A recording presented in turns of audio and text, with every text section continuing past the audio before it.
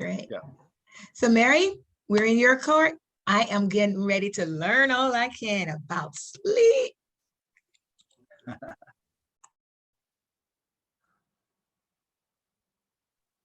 So I'm very pleased to present Dr. Matthew Jorgensen, who's a clinician, part of the clinician team for the County Employee Assistant Program, and he can tell you a little bit more about himself. Yes, thank you very much. Good afternoon, everybody. I am very happy to be with you today. So a little bit about myself. I got my doctorate in clinical psychology from the University of Missouri, St. Louis.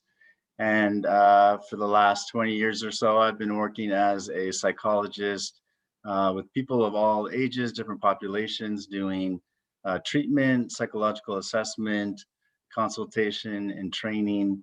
I've worked at a variety of settings, a VA hospital, state mental hospital. For about 10 years, I worked at a few different juvenile justice facilities, which I really enjoyed. And then in 2012, I came over to the county, first with the Department of Mental Health, and then in 2016 came to DHR.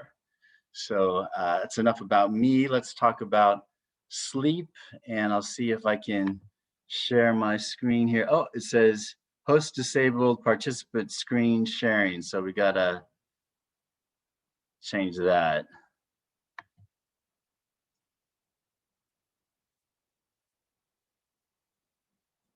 And Delora, I think you're muted. Okay, so I am the host now. Let's try this again here. Share screen. There we go. All right.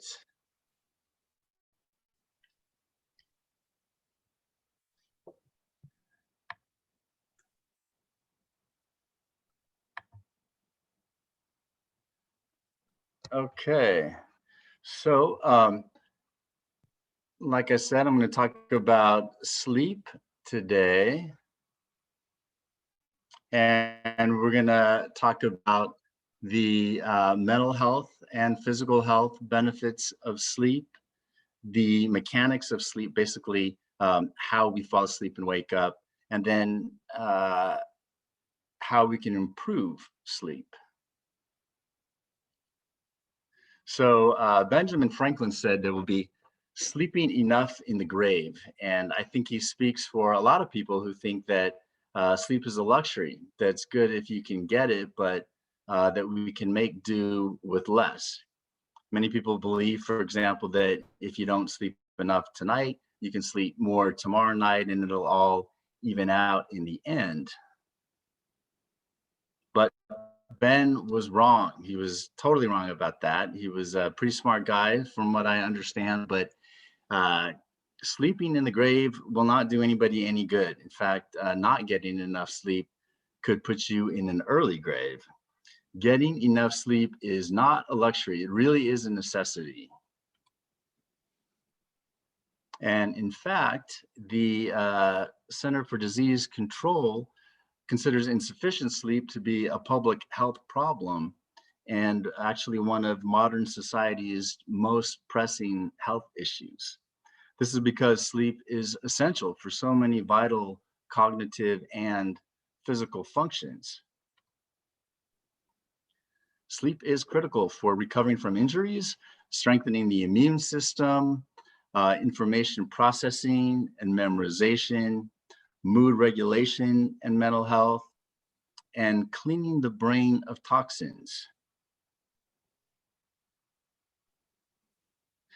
Sleep is critical to our health in many ways, but let's start with some of the mental health benefits of sleep. So neuroscientists recently at the University of Rochester discovered what most people now agree is sleep's primary evolutionary function, which is to perform maintenance on the brain and clean out the brain of accumulating debris as we sleep. So during sleep, the neurons in the brain pulse with electrical signals that wash over the brain, running checks to ensure that we have the proper levels of hormones, enzymes, and proteins. During this process, the brain cells also contract, opening up the spaces between them so that fluid can wash through the brain at night and wash out toxic debris that can cause all kinds of problems if it builds up. So kind of like a dishwasher, it keeps flushing through at night to wash the dirt away from our brain while we sleep. Without that nightly wash cycle, dangerous toxins can damage healthy brain cells and interfere with their ability to communicate with each other. In the short term, that can impede memory function and the ability to coherently compose our thoughts and regulate our emotions. But over time, our brains lose the opportunity to maintain, if they lose their opportunity to maintain themselves during sleep, it can result in faster aging of brain cells, which contributes to the development of dementia. In fact, a particular protein associated with Alzheimer's disease is one of the toxins that gets flushed out of the brain at night.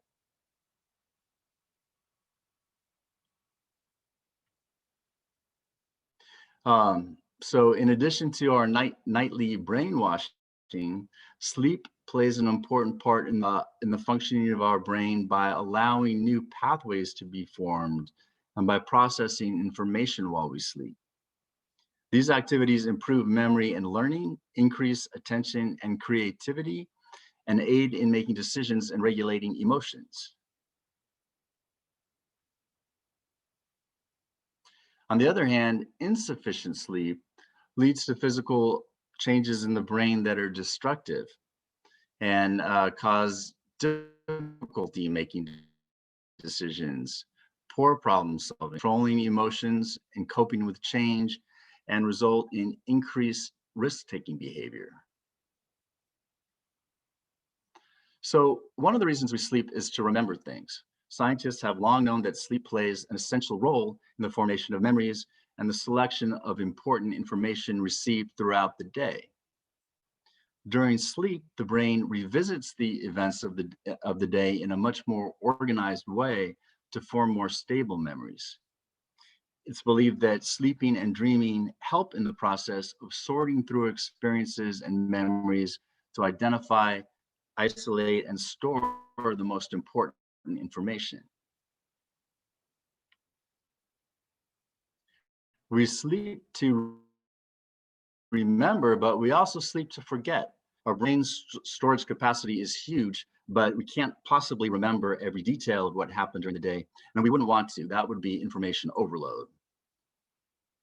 So we prioritize information based on a number of factors, such as the emotional connection of the information. And during sleep, the brain deletes unimportant information. So we all know the phrase sleep on it before acting. If you're upset about something, it's better to sleep on it before picking up the phone and making what could be an angry phone call, sending an angry text, sending an angry email. But why is that? How does it help to sleep on it? Well, one of the reasons that that helps is because of the forgetting function of sleep. So when we sleep, our brains forget some of the emotions attached to memories.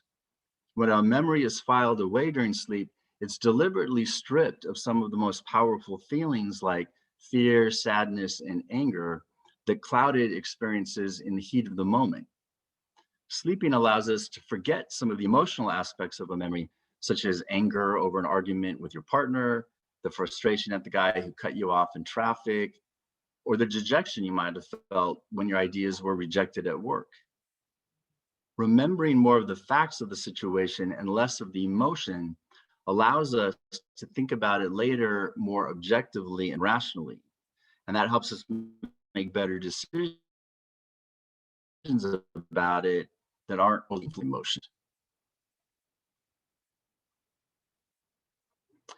The brain's ability to strip away the most powerful feelings associated with memories protects our mental health. How do you think you would feel if you continued to experience the full force of all the sadness, grief, or fear associated with every bad thing that ever happened to you? Mounting evidence is suggesting that a lack of sleep contributes to the development of mental illnesses like depression and post-traumatic stress disorder, because the brain doesn't have the opportunity to properly process emotional memories. Doubles the risk of developing depression.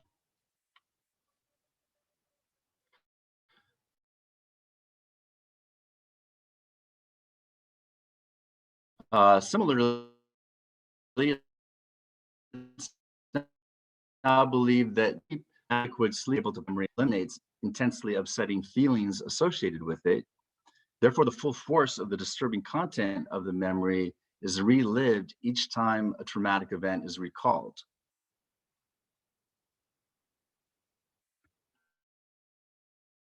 So, due to these discoveries, many doctors and researchers from moderate to severe mental health issues needs to be aware that getting enough quality sleep may be. One study found that addressing sleep problems with cognitive behavioral therapy for insomnia double the likelihood of a full recovery from depression when compared to antidepressants alone. The results were so dramatic that many experts are now saying that sleep therapy is the first major development in the treatment of depression since Prozac. So we've talked about some of the mental health benefits of sleep. Sleep is also essential for the maintenance of physical health of the body.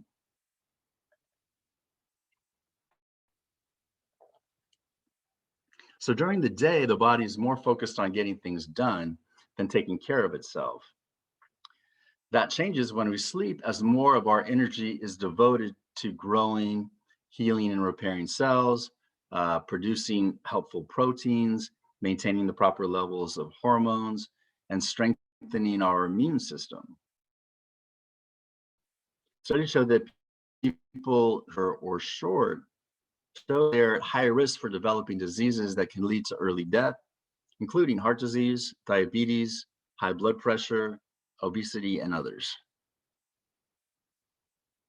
For instance, our ability to maintain the balance of hormones in the body through sleep affects weight gain. Sleeping enough helps us achieve the proper levels of the hormones that regulate feelings of hunger and fullness. Lack of sleep interferes with the balance of these hormones, causing increased appetite, enhanced sensitivity to food stimuli, and ultimately a surplus in energy intake. This is why there's a link between inadequate sleep and increased risk of obesity. In fact, one Stanford study showed that sleeping only 5 hours as opposed to 8 hours was associated with significant changes in hormone levels and an average increase of 3.6% in body mass.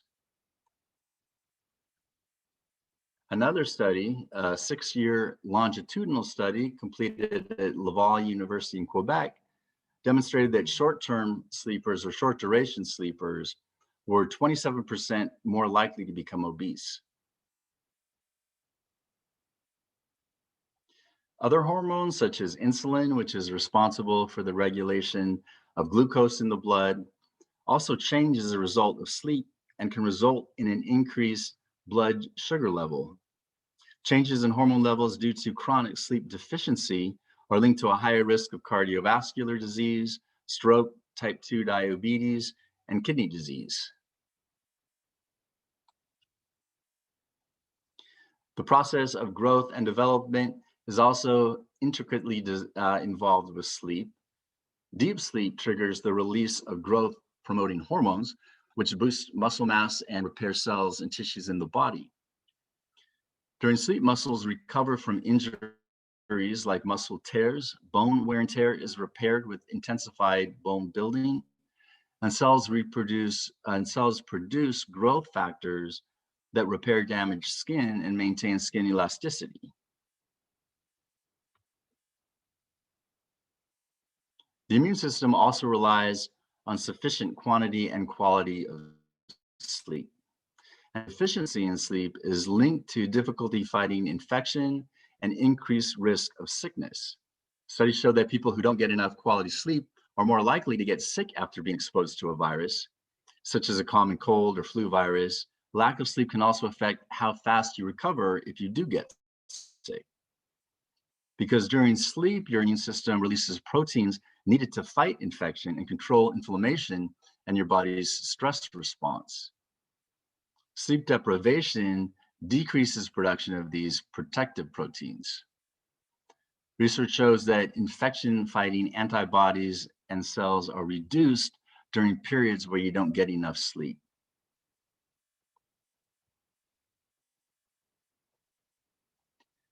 So inflammation is the body's natural defense system against injuries like a stubbed toe or illnesses like a flu virus. It's why your toe turns red and throbs when you stub it or when it's infected. White blood cells rush to the area to protect it for a short time to help you get better. So acute inflammation is a good thing. It helps you fight a virus or heal an injury, and it lasts a relatively short period of time. A few hours to a few days, depending on the nature of the illness or the injury. When the inflammation doesn't go away, it becomes chronic, leaving your body in a constant defensive state of high alert, which is a bad thing because it starts damaging healthy cells and tissues. Lack of sleep causes the body to enter a chronic stress mode, which can trigger conditions, the most damaging of which is chronic inflammation. Chronic inflammation is a leading driver of many diseases, including some cancers, cognitive decline, heart disease, type 2 diabetes, and chronic pain. And again, one of the main drivers of chronic inflammation is insufficient sleep. So for all these reasons, scientists are deciding that shortchanging sleep can compromise nearly every major body system, from the brain to the heart to the immune system, making an inability or an unwillingness to sleep enough one of the unhealthiest things that we could do. Many sleep researchers, neuroscientists, and psychologists are now saying that getting 7 to 8 hours of sleep is the single most effective thing that we can do to reset our brain and body for good health. Before we begin to talk about how you can get better sleep, let's talk a little bit about how the brain regulates sleep. So there are two processes that regulate sleep: the sleep and wakefulness drives. The sleep drive and the circadian drive, or wakefulness drive, work together to cause us to fall asleep in the evening and wake up in the morning. But our ability to sleep is also affected by another process, the arousal system, which is like our gas pedal that keeps us alert, energized, and attentive. The sleep drive is the psychological urge that we feel to sleep. It's caused by a gradual buildup of a neurotransmitter called adenosine. And the sleep drive is lowest in the morning when adenosine levels are low, and becomes stronger and stronger throughout the day as our adenosine levels build. At some point, the sleep drive is overpowering, and that's when we fall asleep. Sleeping gradually reduces our sleep drive as adenosine levels fall throughout the night, making it possible for the circadian drive then to wake us up in the morning. The longer the time that's elapsed between when we last slept, the stronger the sleep drive is and the easier it will be to fall asleep. The circadian or wakefulness drive is one of our biological clocks that works across a roughly 24-hour period. The circadian drive is controlled by a part of the brain that responds to light and dark signals. So from the optic nerve to in your eye, light travels to this part of your brain, which signals your circadian drive that it's time to be awake. The circadian drive is a really complex system that sends a variety of signals that promote wakefulness during the day and help to maintain sleep at night. Light is the strongest stimulus for maintaining the circadian rhythm, so light exposure in the morning will move your body clock earlier, promoting earlier wakefulness, and light exposure in the evening will shift your body clock later, causing you to stay awake longer. The circadian drive drops stops promoting wakefulness in the late evening, and then during the night plays a role in promoting sleep continuity as your sleep drive is reducing. And melatonin is one of the chemicals involved in the circadian drive. It's secreted in the brain to induce sleepiness at night.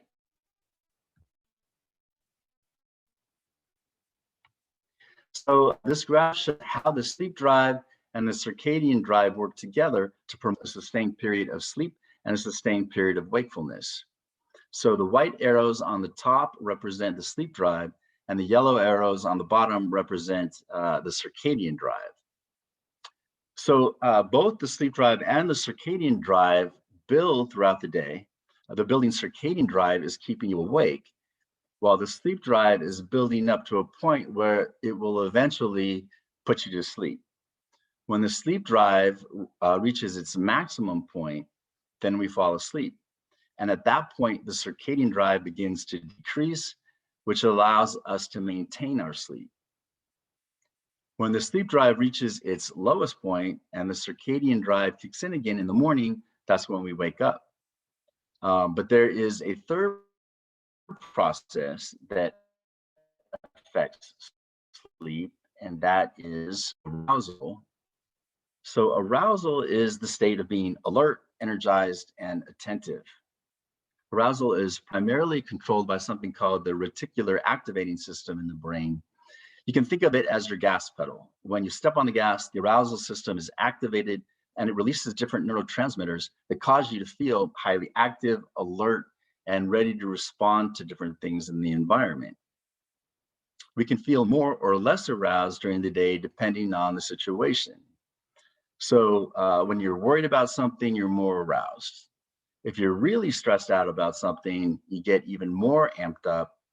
And if you're scared in a dangerous situation, that's when you put the pedal to the metal, which results in a maximum state of arousal. And then when you take your foot off, the system slows down and you feel relaxed and lethargic and will start to have difficulty concentrating on things.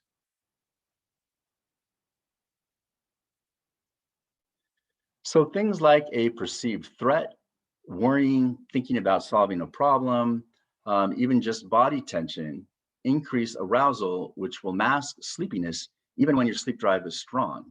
So for example, someone who's anxious about a court appearance the next day may not be able to sleep the night before due to their high level of arousal, even though their sleep drive is strong. Even though they're sleep deprived the next day when they go to court, they probably won't feel sleepy when they're standing in front of the judge because they continue to be anxious and aroused. But when the court appearance is over and the person is relaxed, they may nod off while reading a magazine because his strong sleep drive is no longer blocked by the anxiety and arousal. So the balance of the sleep drive, circadian drive, and level of arousal determines the likelihood of sleep at any given time. If you're highly aroused due to worries and stress, you won't be able to sleep even when your sleep drive is strong.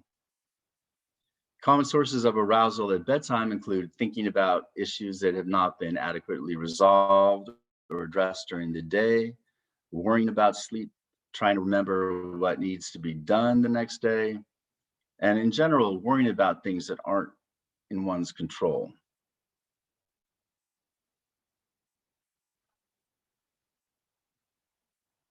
Okay, so now that we know about some of the fundamentals about how sleep works, we can talk about how to improve your sleep. Because the balance of the sleep drive, circadian drive, and arousal determines the likelihood of sleep at any given time. Interventions for improving sleep are going to be things that either strengthen your sleep drive or your circadian drive or reduce arousal. So one way to reduce arousal at night is to quiet your mind. Problem solving, planning, and especially worrying in bed will keep you awake. If you tend to do this, you may find it helpful to set aside a specific time each day when you're going to do your thinking, do your problem solving, and worry about things. Then if these kinds of thoughts come up at night during your sleep, postpone them to your thinking time the next day. You can remind yourself that you're going to get to it the next day. It's going to get addressed. Even if it's just worrying, you're going to have that worrying time tomorrow. And you can also remind yourself that it's not productive or efficient really to try and do those things at night at the end of the day when you're tired anyway. So better to have that specific time set aside when you can do that the next day.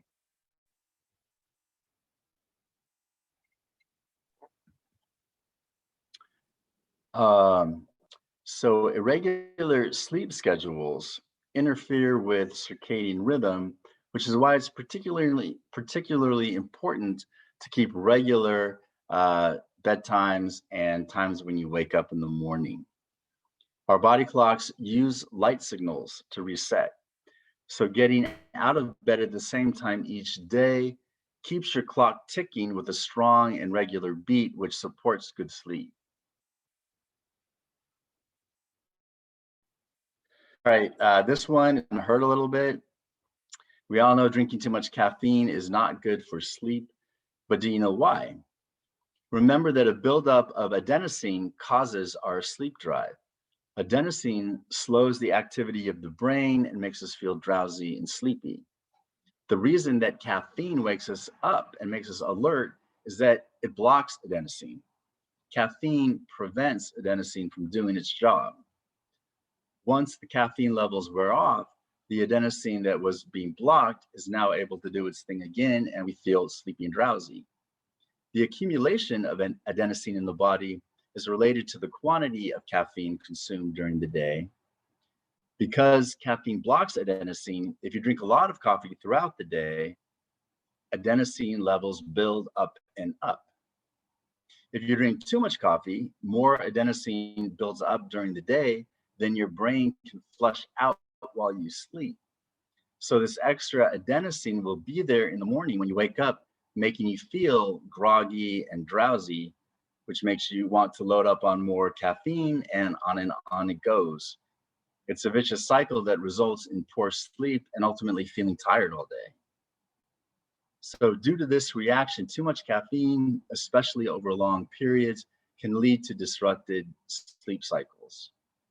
To avoid this, doctors recommend no more than 3 8-ounce cups of coffee per day and no caffeine after 2 p.m. Nicotine is another stimulant which will keep you awake.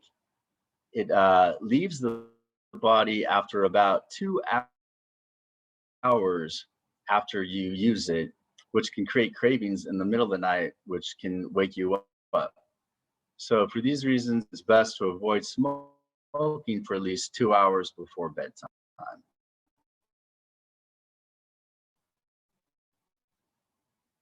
However, they have the opposite effect later in the evening as the alcohol is broken down by the body. At that point, it actually leads to restlessness and disturbed sleep and can wake people up. So some people will actually have a drink or a couple drinks to help them fall asleep, but then they're going to wake up like 4 hours, 5 hours later when the alcohol is being metabolized. 3 to 4 hours before bed shouldn't affect your sleep. Okay, look at Homer Simpson eating all that food in his bed there. He's got turkey, I think a fondue pot, pizza, cake. That is not good. You don't want to eat a heavy meal right before bed because it slows down the digestive system.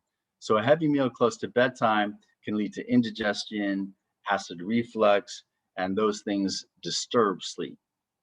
Allowing a 4-hour window between eating and sleeping to let food digest is a good sleep practice. But if you're like me, there's no way you can go 4 hours without eating. So a snack later on closer to bedtime is fine as long as it's not too big, is lower in fat, and not real spicy. Exercising too close to bedtime can also have a negative impact on sleep because it increases arousal, activates the body, and raises the core body temperature, which doesn't allow the body to experience its normal drop in temperature prior to sleep. So it's a good idea to avoid strenuous exercise for about 4 hours before bedtime. You can do, less strenuous kinds of exercises like stretching, light yoga, stuff like that. So because Homer had all that food late at night, he didn't get to sleep, and now he's taking a nap. Napping, however, can also cause problems because it can interrupt your sleep cycle. It can weaken your sleep drive and throw off the natural circadian rhythm of your body. However, if you find yourself feeling very sleepy, not just physically tired, but actually sleeping, you can take a brief 15 to 30-minute nap, and that won't really interfere with your sleep cycles. And if you do feel like you have to nap, try and do it 7 to 9 hours after your morning wake up time, which for most people is the mid-afternoon. That's the best time to do it because then your nap will coincide with your circadian drive, which has a natural dip in energy and alertness at that time anyway. Ideally, naps should be taken in your bed and approximately at the same time every day.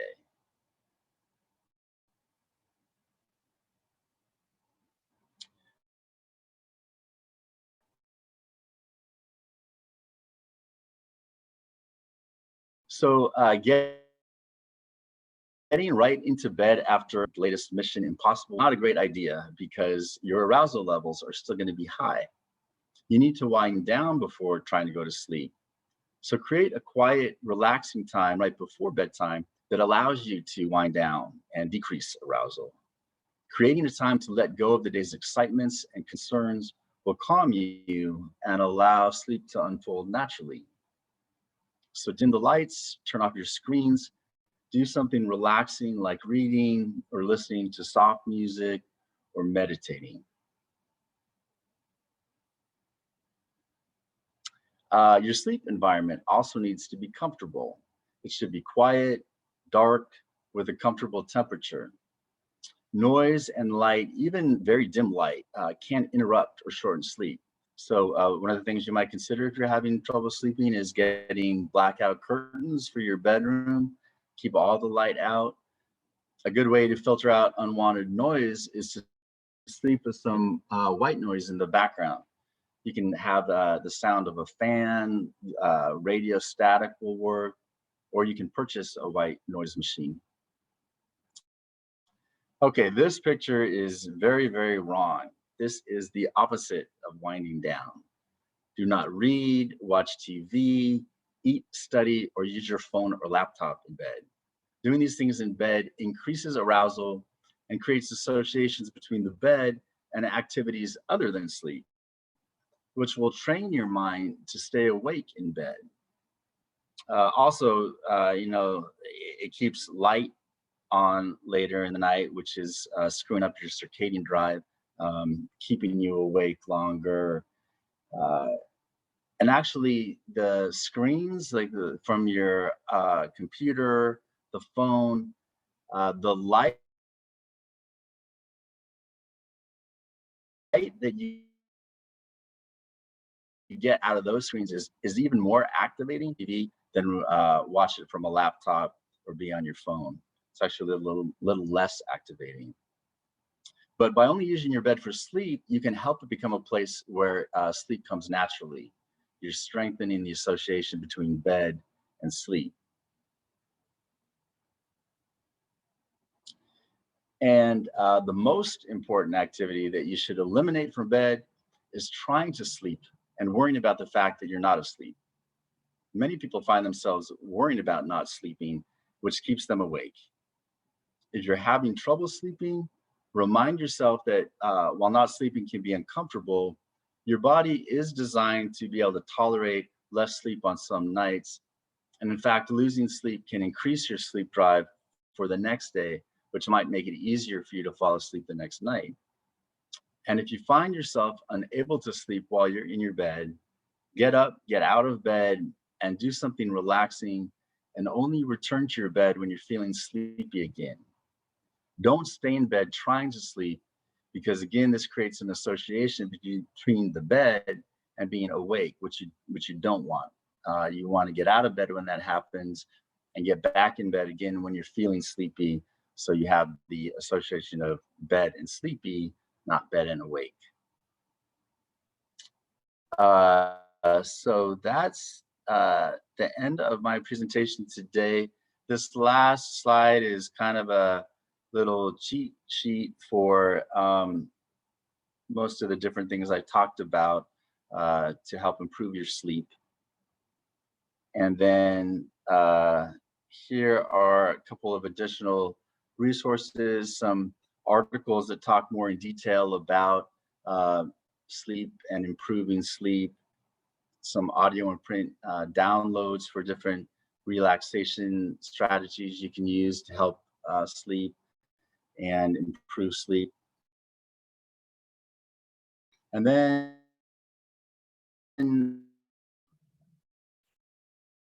the last two are about what it is and some information for where you could find that if that's something you think you might need. And you know what I could do if people are interested is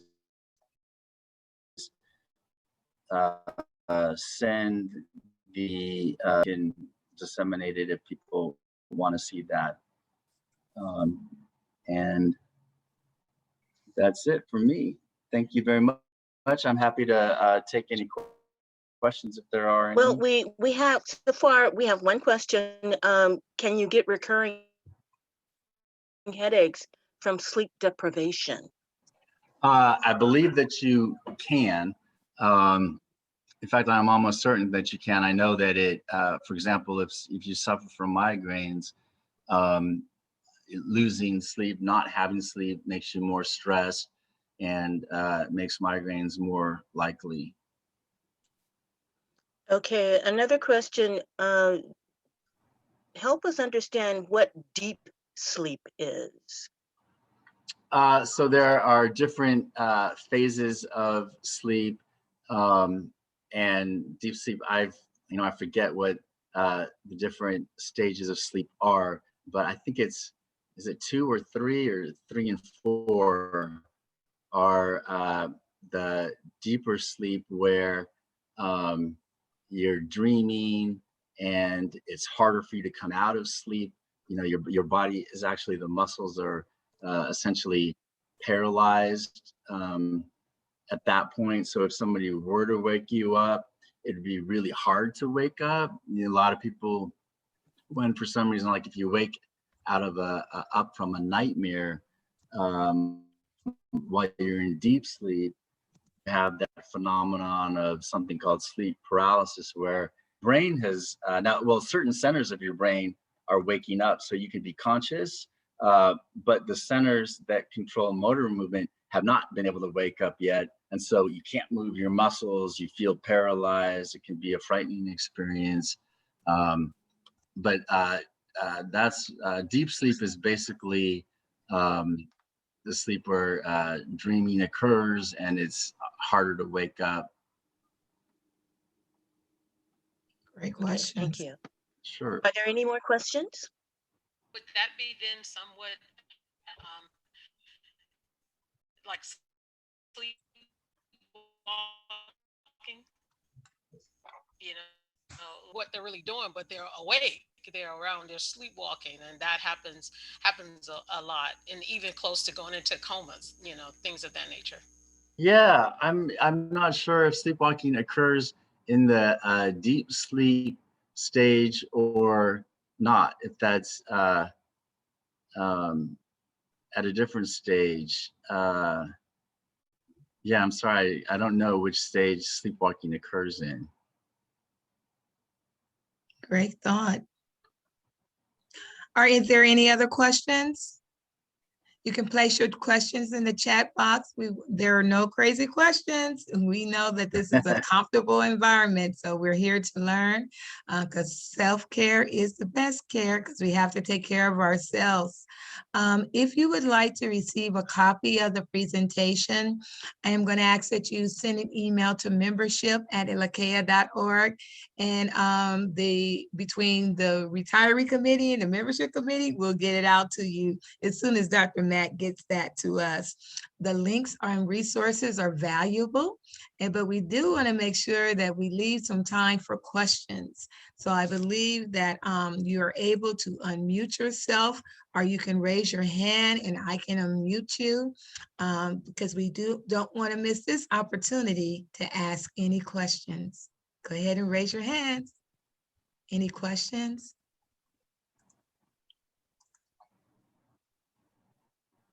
No?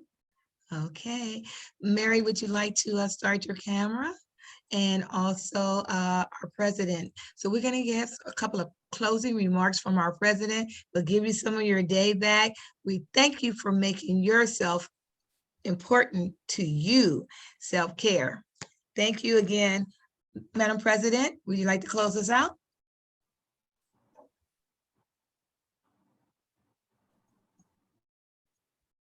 You probably have to unmute yourself. I'm not sure if I'm just here.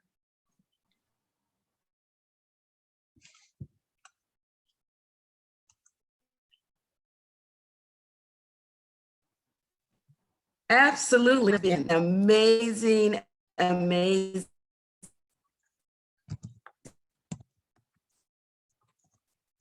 time for all of us. Be sleep, and let me tell you, Dr. Jorgensen, we have thoroughly enjoyed this presentation today. Good. You know, it's been a favorite of mine because this year I have learned the benefits of meditation. It is so, so wonderful. Now, Wow. folks, mental health benefits of sleeping. I hope that you will agree with me when I say this has been an amazing, beneficial presentation for us today. It has an amazing effect, sleeping, on our brains, body, and our soul. A three-part combination, I would say, like a cocktail. And it is important to get appropriate amount of sleep. We have heard the doctors say that. Sleep, mental health, and physical health. Three-part combination, like a cocktail. Sleep helps us to balance our lives properly. Think about the diseases he mentioned. We can prevent from proper sleep. If this is something that we love to do over everything else, how important is it for us to get that proper sleep? 5 to 6 hours, 7 to 8 hours, 10 to 9, which I could never do 10 to 9. This won't happen. So sleep well, be well. Am I right? You are right. Yeah. Let's make it our priority to get 7 hours of sleep at least.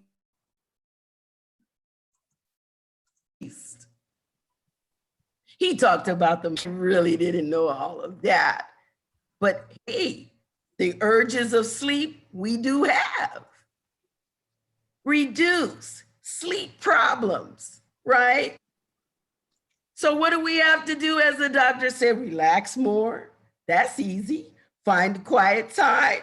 That might be difficult, but we need to practice finding quiet time. Get good rest.